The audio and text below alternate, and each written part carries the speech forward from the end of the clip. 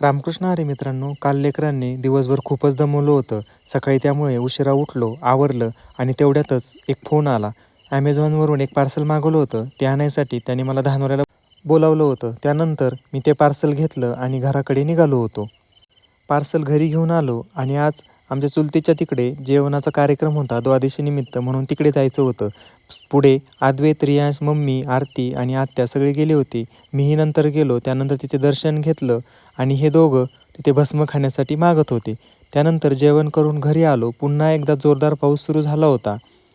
पाऊस 20-25 मिनटंच होता, पण खूप जोरात होता आणि हा पाऊस उघडल्यानंतर लगेच 15च मिनटात इतकं कडक ऊन पडलं होतं की पाऊस झाला आहे का नाही हे सुद्धा समजत नव्हतं. यावर्षी कोणता ऋतू कधी चालू आहे तेच काही कळत नाही. कधी पाऊस, कधी ऊन, तर कधी थंडी. त्यानंतर 4-5 वाजले आणि आम्ही सगळेच रानात गेलो होतो. पप्पा, मी, अद्वैत, रियांश आणि मम्मी. हे दोघं रानात गेल्यावर तर इतके खुश झाले, नुसते रस्त्याने पळतच सुटले. नंतर तिथे डांबरीवर खेळण्यासाठी मोकळे सोडून दिले, तर ते असे खेळत होते जसं काय डांबरीचं काम कसं झालंय हेच पाहतेत जणू. आणि मजेची गोष्ट म्हणजे रोडने जाणारे येणारे त्यांना बघून जुळेच बाळं आहेत की काय असे म्हणत होते.